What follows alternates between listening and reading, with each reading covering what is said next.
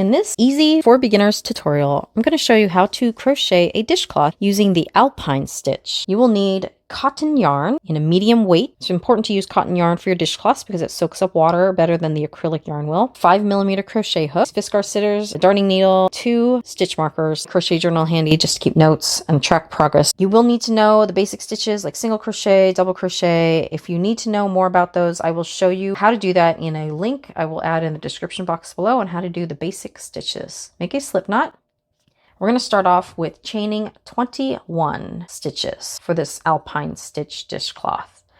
There's 2, and I'll meet you when you get to the end, when you get to 21 total stitches. After you've completed your chain of 21, you're going to do single crochet all the way down. We're going to use the back bumps. So you always skip that first chain next to your hook, and you would go into that second one. Turn the chain, so now you'll see these, what we call the back bumps of your stitches. And that's what you're going to single crochet into all the way down your chain stitches. You'll have a total of 21 single crochets at the end of row 1.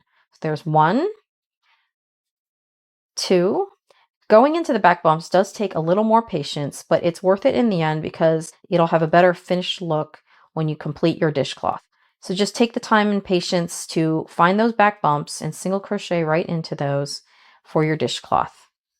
I'll meet you at the end of this row, but before I do, what I failed to do was add a stitch marker to our very first stitch. So we did 1, 2, 3, 4, and 5. Into that first single crochet that you did, place your marker. And the way I do it is I pick up both loops with my marker and hold it right there. If you don't have a stitch marker like this one, just use a safety pin or a paper clip to ensure that you're marking your first and last stitches of each row. I'll meet you at the end of this row. I'm on my last chain. I just want to show you because it can get a little bit tight back there. But if you look at the front, that's where the stitch is, and you turn it and there's the back bump. And that's what we're going to single crochet into, is this little bump right here. So try to grab that. I know it's hard, but just try to be patient. Having a loose chain also helps.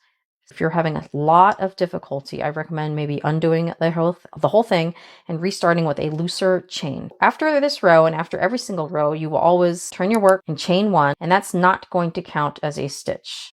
So chain 1, and for row 2, we will double crochet into each stitch across. So you go in, pull up a loop, yarn over, pull through 2, then yarn over and pull through 2. Before you forget, grab your other stitch marker. To that very first stitch you made, grab both loops with your stitch marker and close that up. Continue doing double crochet all the way down your row. It'll be a total of 20 double crochets. I'll meet you at the end. We're nearing the end of row 2, and I will show you how we use the stitch markers again. You can see our last stitch here has the stitch marker in it. So I'll remove that stitch marker, and then I'll do the double crochet into that last stitch where we just removed the marker. We're going to go into row 3, turn the work, chain 1. Row 3 is to single crochet into every stitch. Go into that very first stitch and single crochet. And before you continue, remember, place your marker. Continue along for row 3 with single crochet all the way down, and I'll meet you at the end. Here's the last stitch for row 3. Do your single crochet into that stitch, turn your work. Row 4. We're going to start working the Alpine Stitch by doing a front post double crochet. For the very first stitch, chain 1 and double crochet into that first stitch. It's just a normal double crochet. How to crochet the front post double crochet is the same thing as a double crochet, but you're going to go in through a different spot. So what you'll do is yarn over. See, the double crochets from 2 rows previously are very obvious. See how they're kind of like legs right here? That is the post that you're going to do your double crochet into. When you do a front post double crochet, it's just like a normal double crochet, but instead of going in this stitch here, you're going to yarn over and go behind that post with your hook.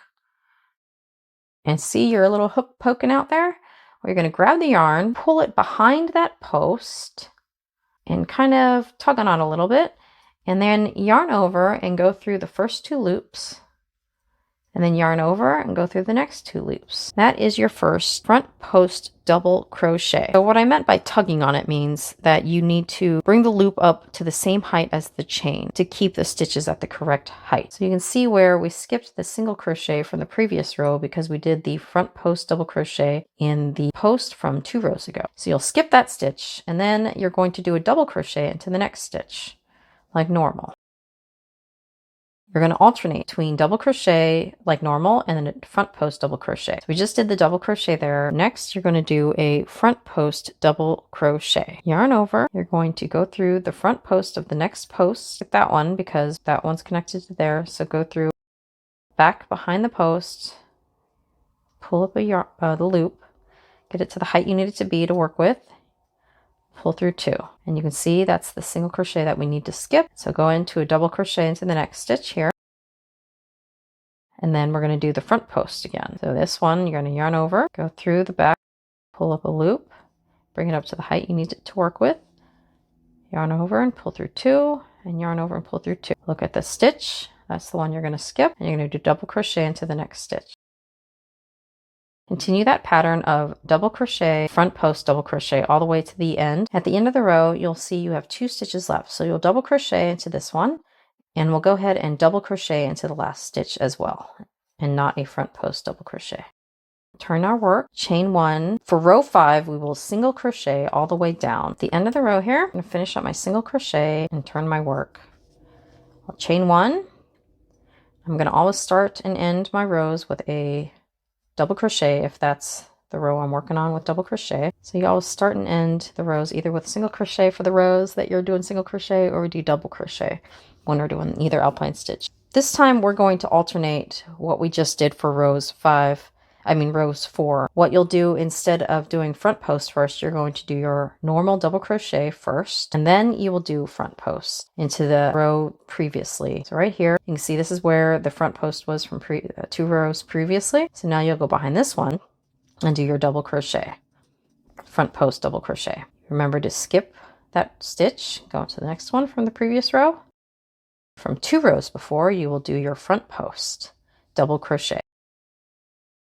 That's what creates the pattern of the Alpine Stitch. Continue this all the way around. We'll get to round 7 and end with a double crochet into that last stitch here. Turn your work and chain 1, row 7, single crochet all the way down. That is how you do the Alpine Stitch. It's going to be a 4-row repeat after you did those foundational rows of single crochet, and then you have double crochet, front post double crochet, alternating it. I finished row 7, chain 1, double crochet into the very first stitch. Next you will do front post double crochet first. Find that stitch, that post, and do your double crochet. Continue this pattern of front post double crochet and then double crochet all the way to the end. At the end of row 8, you'll end with a double crochet into the second last stitch, and then into the final stitch, as always, double crochet. Turn your work, row 9, single crochet all the way across. Row 10, do double crochet into the very first stitch, and then you'll alternate. So you'll start off now with another double crochet into the single crochet from the previous row,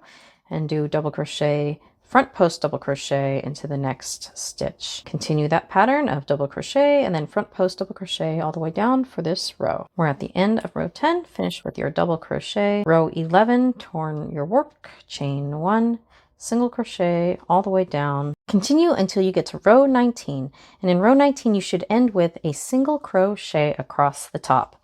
And that should be the right size that you'll need for a handy little dishcloth where you can wash your dishes or clean the counter that has a little bit of water on it. I even like to keep these in the bathroom to just, when you wash your face or brush your teeth and you got water drops all around the sink, you can just wipe that around right here and weave in the end with your darning needle. Really easy, I think easy yet beautiful dishcloth. I think it looks beautiful the way it is with this ombre pink cotton yarn. I will link all of the products I used today in the description box below. I hope you enjoyed it. Don't forget to check out next tutorial on my channel.